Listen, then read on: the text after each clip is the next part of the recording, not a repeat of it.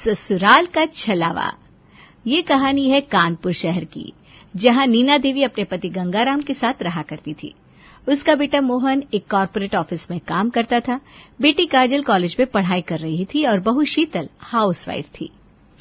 मेरी ज़ोहरा जबी तुझे मालूम नहीं, तू अभी तक है हंसी और मैं जवान। ओहो, क्या अभी आपको शर्म नहीं आती बिल्कुल? अरे शर्म किस बात की, मैं क्या नंगा होके नाच रहा हूँ जो मुझे शर्म आएगी? अपनी पत्नी के लिए गाना गाना कौन सी गंदी बात है? और नहीं तो क्या, पापा सही कह रहे हैं। अरे चुप रह तू, तेरी तो पूरी जनरेशन बेशर्म है। क्या मम्मी, आप भी कौन से जमाने में जी रहे हो?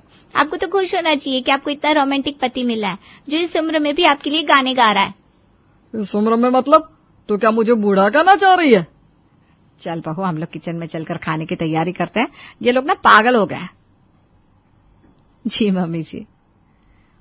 रुको, जाने से पहले मेरी एक बात सुन लो। कल संडे है तो मेरी छुट्टी है, इसलिए मैं सोच रहा था कि हम लोग कहीं पिकनिक पर चलते हैं। अरे वाह, ये तो बहुत अच्छा आइडिया है। हाँ, मजा आएगा। वो लोग कल की पिकनिक के लिए बहुत एक्साइटेड हो गए थे, लेकिन तभी नीना देवी का फोन बजा। हेलो। अरे हाँ मेरी बहन, कैसी है तू? अच्छा, मैं भी ठीक हूँ। क्या सच में? अरे वाह, चल ठीक है, मुझे इंतजार रहेगा। इतनी सी बात करके नीना ने फोन रख दिया। सब उसकी शक्ल देखने लगे। क्या हुआ, कुछ बताओगी? हाँ, क्यों नहीं। मेरी चचेरी बहन है ना चांदनी, वो आ रही है कल रुकने। अरे यार। क्या हुआ मतलब? अभी हमने पिकनिक का प्लान बनाया और छोड़ो। अरे फिर कभी चलेंगे, अभी एक दिन की उसकी खातिरदारी कर ले। अतिथि देवो भव। हाँ, तुम्हारे अतिथि तो देव ही होते हैं, हमारे वाले राक्षस होते हैं। सब लोग हंस पड़े। फिर उस रात सब खाना खाकर चैन की नींद सोए, लेकिन सुबह होती ही, उठो सब उठो, क्या सोते ही रहोगे? अरे ओ मेरी रानी, अभी तो सूरज भी शर्म से चादर में घुसा है, अब क्यों जगा रही हो भाई? सूरज को सोने दो, हमें चांदनी के स्वागत की तैयारी करनी है। चलो उठो। फिर वो मोहन के कमरे में पहुंची। ए मोहन, चल उठ जा, सफाई करानी है। मम्मी, वो एक रात रुकने आ रही है ना, शादी थोड़ी हो रही है जो सजावट करनी है। तू सफाई पर ध्यान दे, और हाँ पर्दे भी उतरवा देना, धूल जम गई है। हाँ बताइए मम्मी जी, कहाँ से शुरू करूं? मेरे कमरे से। नीना देवी ने पूरे घर में सफाई अभियान छेड़ दिया। काजल को भी उठाकर किचन की सफाई में लगा दिया। हर कोना, हर दरवाजा, हर पंखा, सबकी धुलाई चालू थी। इसी बीच, मम्मी ये ज्यादा हो रहा है यार। बिन बुलाए मेहमान को भी हम पूरी तैयारी से ट्रीट करते हैं, ये तो मेरी बहन है। चलो चुपचाप पोछा लगाओ। सफाई के दौरान बहुत सारा पुराना और बेकार सामान निकला।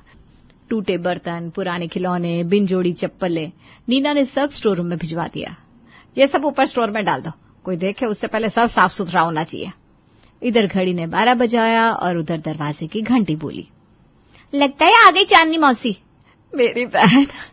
दरवाजा खुलता है। चांदनी अपने पति संजय के साथ अंदर आती है।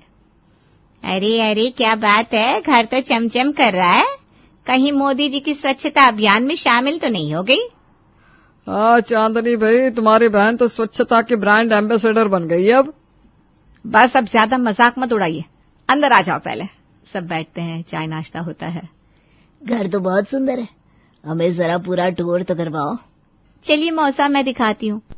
काजल ने उन्हें सारा घर दिखाया। Drawing room, bedroom, balcony, kitchen. अरे ये ऊपर वाला कमरा तो छूट गया, चलो इसे भी देख लेते हैं। अरे नहीं मौसी, वो कमरा नहीं खोलना ही बेहतर है। क्यों, वहां भूत प्रेत तो नहीं है? काजल उनकी इस बात पर बस हंसकर आगे बढ़ गई। सब वापस हॉल में आकर बैठ गए। सब हॉल में बैठे थे, चाय पकौड़े सामने थे, लेकिन माहौल में कोई गर्माहट नहीं थी, क्योंकि चांदनी और संजय जैसे लोग जहां बैठ जाए वहां लोगों के चेहरे की हंसी फौरन इस्तीफा दे देती है।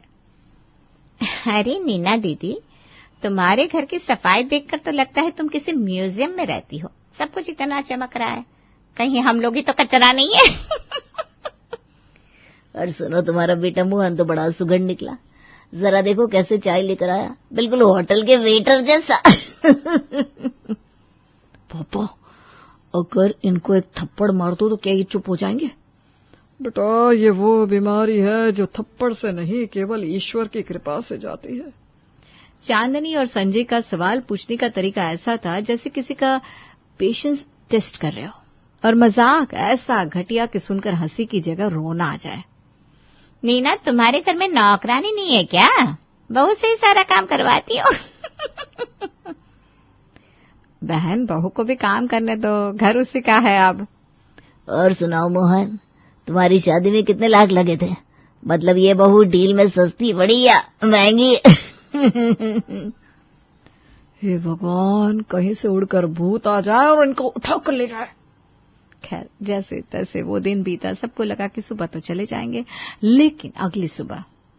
अच्छा, चलते हैं हम। अरे इतनी जल्दी क्यों निकल रहे हो? 2-4 दिन और रुक जाते। और नहीं तो क्या, एक दिन के लिए आना तो पता भी नहीं चला। गंगाराम ने तो बस फॉर्मेलिटी निभाई थी, लेकिन इन दोनों ने दिल से ले लिया। तो ठीक है, हम रुक जाते हैं। अरे मोहन बेटा, जरा ये बैग्स फिर से गेस्ट रूम में रख दे। हाँ, अब इतना कह रहे हैं तो फिर मना करना अच्छा नहीं लगता। हे भगवान, हे भगवान। अब तो सबके चेहरे ऐसे हो गए जैसे किसी ने उनके सपनों पर पानी फेर दिया हो। पापा, आपने क्यों बोला रोकने को? अरे मुझे क्या पता था कि ये लोग मेरी एक बात को इतनी जल्दी पकड़ लेंगे। फिलहाल तो मैं ऑफिस जा रहा हूँ, झेलो आप लोग। मोहन ऑफिस के लिए निकल गया, काजल कॉलेज, और गंगाराम भी अखबार लेकर छत की ओर निकल लिए। बची शीतल जो सीधे पहुंची किचन। बहू, सुनो, गाजर का हलवा बनाना आता है क्या तुम्हें, या बस इंस्टाग्राम पे रील बनाती रहती हो? नहीं मौसी जी, आता है ना। और मांस खाती हो? मतलब मीट वाले घर से हो या घास फूस वाले? नहीं, हम प्योर वेज है। अरे रे, तब तो तुम्हारे बच्चे बहुत कमजोर होंगे। चलो छोड़ो, आज खाने में उड़द दाल की खिचड़ी बना लेना और दही जरूर रखना, नमकीन वाला। तुम्हारे मौसा जी को बहुत पसंद है। जी, बना लूंगी। अब चांदनी चली अपनी बहन नीना के पास, जहां पहले से ही संजय बैठा था और चाय में बिस्किट डुबोते डुबोते घर की संपत्ति डुबोने की तैयारी कर रहा था। नीना, तुम्हारा घर कितना बड़ा है? सोचो बेच दो तो कितना पैसा मिलेगा। और तुम्हारे पास कितनी साड़ियां हैं दीदी? गिनती की है या अभी भी गिन रही हो? काजल की शादी कब कर रही हो? कहीं कोई गोरा चिट्टा एनआरआई दिखाए क्या? हे भगवान, मेरा सर फट रहा है, मैं दवाई लेकर आती हूँ। नीना सर पकड़े कमरे में चली गई और दरवाजा बंद कर लिया, क्योंकि कुछ मेहमानों का इलाज सिर्फ नींद और दूरी होती है। नीना के जाते ही संजय और चांदनी जैसे खुलकर फैल गया। अब उनका अगला निशाना बने बेचारे गंगाराम। वो दोनों सीधा उनके पास पहुंच गए और सवालों की बारिश शुरू कर दी। तो गंगाराम भैया, क्या रिटायरमेंट के बाद पूरा टाइम नींबू के पेड़ के नीचे ध्यान करते हुए बिताते हैं, या फिर किसी पुराने रेडियो को ठीक करने में? अरे नहीं, मुझे अभी राम खिलावन से बहुत जरूरी बात करनी है, मैं अभी आया। गंगाराम तुरंत ही बहाना बना के निकल गए, जैसे कोई चोर सीधा पुलिस थाने के सामने से भाग जाए। शाम को जब मोहन ऑफिस से लौट कर आया और जैसे उसने दरवाजा खोला, हाय, सामने वही दोनों आतंक खड़े थे, चाय का प्याला हाथ में और सवालों का डिब्बा तैयार। अरे हमारे दामाद जी, बताइए ऑफिस में कितना कमाते हैं? बोनस भी मिला या सिर्फ बॉस की डांट? और प्रमोशन मिला या सिर्फ पेंट का रंग बदला? प्लीज, बहुत थका हूं मैं, अभी नहीं, बाद में बात करते हैं। अरे वाह, थक गए? क्या गाड़ी चला रहे थे या खेत जोत रहे थे? हाँ, ऑफिस में तो सिर्फ कुर्सी तोड़ने का काम होता है, उसमें भी थक गए। मोहन का चेहरा लाल हो गया। उसने एक शब्द भी नहीं कहा और चुपचाप तौलिया उठाकर बाथरूम की तरफ निकल गया। और हाँ, नहाने के बाद कोई डीओ लगाना मत भूलना, तुम्हारा पसीना तो जैसे भूत भगाने लायक है। इतने में नीना की पड़ोसन पार्वती आ पहुंची। दरवाजा खुलते ही उसकी नजर उन दोनों पर पड़ी जो अब भी सोफे पर पसरे हुए थे। नीना, ये कौन है? आजकल बड़ी चहल पहल है तुम्हारे घर में। अरे मेरी चचेरी बहन है चांदनी, और ये उसके पति संजय जी हैं। इतना सुनते ही दोनों उछलकर खड़े हो गए, जैसे कोई टीवी इंटरव्यू देने आए हो। ओह, तो आप ही हैं मिस पार्वती, बहुत सुना है आपके बारे में। वैसे ये बताइए, आपके पति तो देर से आते हैं, कुछ गड़बड़ तो नहीं? और वो जो आपकी बहन 2 दिन पहले आई थी, वो तो अचानक चली गई, कुछ हुआ क्या?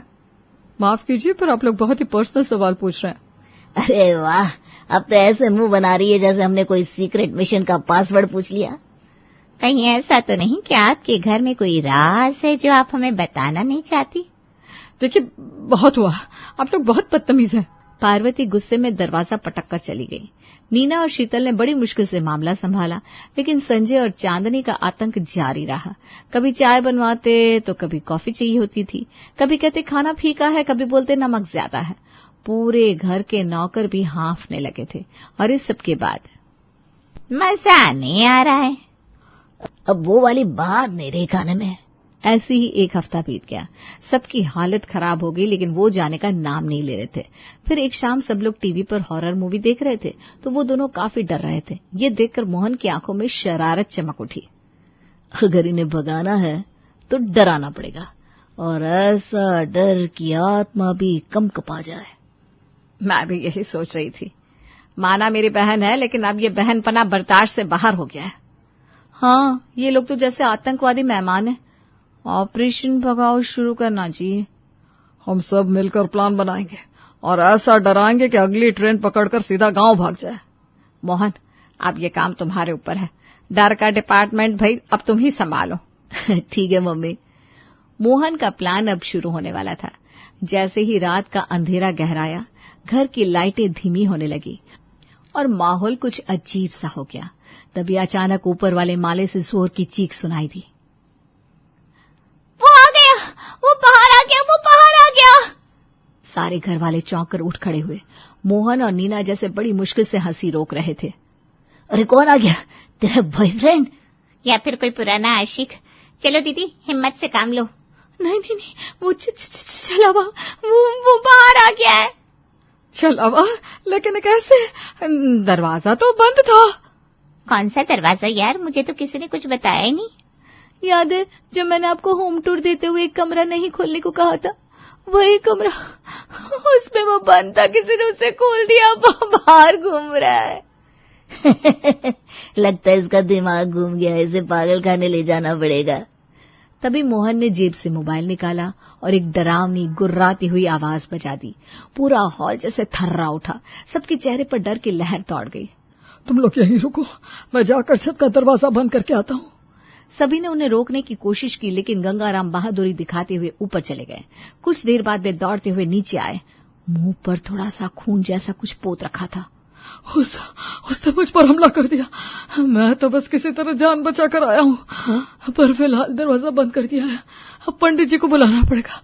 चलो अभी जाकर सब सो जाओ। चलो चलो। सब लोग अपने अपने कमरे में चले गए, लेकिन प्लान अभी खत्म नहीं हुआ था। अभी बारी थी अगले झटके की। आधी रात को मोहन दबे पांव चांदनी और संजय के कमरे के पास पहुंचा और जोर जोर से दरवाजा पीटने लगा। कौन है? चांदनी डरते डरते बाहर आई, लेकिन वहां कोई नहीं था। उसने आवाज लगाई और पूरे घर को जगा दिया। अरे क्यों चीख रही हो? हम सब तो अपने अपने कमरे में थे। कहीं वो छला हुआ आपके कमरे तक तो नहीं आया? मुझे लगता है तुम में से ही कोई मजाक कर रहा है ना। अरे हमारी जान निकली जा रही है, हम क्यों मरे मरे घूमेंगे आधी रात को? चलो वापस जाओ और अब दरवाजा ना खोलना सुबह तक। रात किसी तरह बीती। अगले दिन सुबह सुबह संजय किचन में पहुंचा। शीतल, एक कप चाय बना दो, बड़ी थकान हो रही है। अभी लाती हूँ, आप हॉल में बैठिए। जैसे ही संजय हॉल में पहुंचा, शीतल चुपचाप घर से बाहर निकल गई। जरा देर बाद किचन से मोहन ने शीतल की आवाज मोबाइल में प्ले करी। मौसा जी, चाय तैयार है, जरा आइए तो। संजय हड़बड़ाते हुए वापस किचन में पहुंचा, लेकिन वहां कोई नहीं था। शीतल, कहाँ हो? मैं तो बाहर थी मौसा जी, क्या हुआ? हाँ? संजय ठिठक गया। उसकी आंखें अब फर्श की ओर थी। वहां खून से बने पैरों के निशान थे, जो निशान मोहन ने ही बनाए थे। हे निशान, और तुम तो बाहर थी। हे भगवान, इसका मतलब छलवा यहाँ आया था मेरे रूप में। संजय का चेहरा सफेद पड़ गया और अब पहली बार उसे वाकई डर लगने लगा था। अब अगली रात आती है। घर वालों ने उन्हें डराने के लिए फिर से एक नई योजना बनाई थी, लेकिन इस बार कहानी में ट्विस्ट था चांदनी और संजय, जो अब तक डरते आए थे। उनकी सारी बातें सुन लेते हैं। ये देखो, इनकी पूरी फिल्म चल रही है और हम बेचारे इंटरवल में डर रहे थे। अब हमारा शो शुरू होगा, डर का असली रिटर्न। अगली रात मिशन बदला की शुरुआत हुई। पहला निशाना बनी शीतल। शीतल किचन में अकेले दूध गर्म कर रही थी। अचानक पीछे से बर्तन गिरने की जोरदार आवाज हुई। कौन है वहां? गैस अपने आप बंद हो गई और एक अजीब सी आवाज आई। शीतल, अब तेरी बारी है। मैं घबराकर भागती हुई शीतल मोहन से टकरा गई। अरे तू कहाँ भाग रही है? किचन में कोई मेरा नाम लेकर बुला रहा था। अरे शायद दूध की भाप से तेरा दिमाग उबल गया है। अब बारी थी मोहन की। रात 2 बजे वो बाथरूम गया। बाथरूम का दरवाजा खोलते ही सामने लिखा था, अब तेरी बारी है। अबे ये किसने लिखा? पीछे से हवा चली और दरवाजा अपने आप बंद हो गया। अंदर से आवाज आई, मोहन भाग मत, अब तुझे डरना होगा। मम्मी बचा ले, ये तो रियल भूत लग रहा है। अब तक घर वालों की हवा टाइट हो चुकी थी, लेकिन नीना तो सोच भी नहीं सकती थी कि उसका नंबर भी आने वाला है। नीना मंदिर के पास से गुजरी ही थी कि घंटी अपने आप बजने लगी। दिया बुझ गया और आईने पर लाल रंग में लिखा था, नीना तेरे लिए खास तोहफा है। हे भगवान, ये तो भूत है। तीनों एक साथ लिविंग रूम में इकट्ठा हो गए। ये सब क्या हो रहा है यार? हमने तो सिर्फ एक्टिंग की थी, ये असली भूत कहाँ से आ गया? कहीं सच में घर में कोई आत्मा तो नहीं है? अब करे क्या? तांत्रिक को बुलाए क्या? तभी पीछे से एक डरावनी हंसी गूंजी। सभी ने मुड़कर देखा।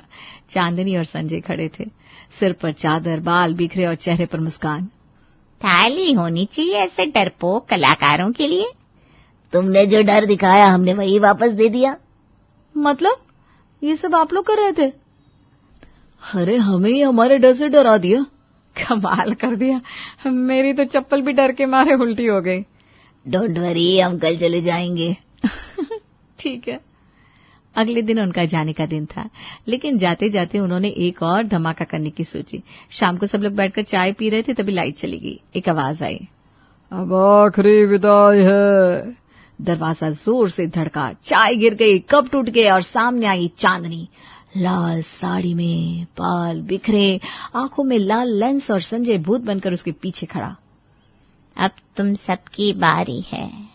डर हमेशा के लिए तुम्हारे साथ रहेगा। अब तो सच में आत्मा है। तभी लाइट आई और दोनों ठहाका मार के हुए हंसने लगे। सरप्राइज! लेकिन तुम सबकी एक्टिंग भी जबरदस्त थी। ऑस्कर भेजे क्या? अरे तुम लोग तो बाप निकले, डर में भी और बदले में भी। अब तो सच में लग रहा है कि ये घर हम सबका हॉन्टेड हाउस बन गया है। सभी ठहाका लगाकर हंसने लगे। चांदनी और संजय अपना सामान लेकर निकल पड़े, लेकिन जाते जाते कह गए, डर का असली मजा तो तब है जब डराने वाला खुद डर कर भाग जाए। और अगली बार कोई प्लान करना तो पहले ये देख लेना कहीं कोई तुम्हारी बातें ना सुन रहा हो। और फिर दोनों हंसते हुए निकल गए, लेकिन पीछे छोड़ गए ढेर सारी हंसी और थोड़ी बहुत घबराहट।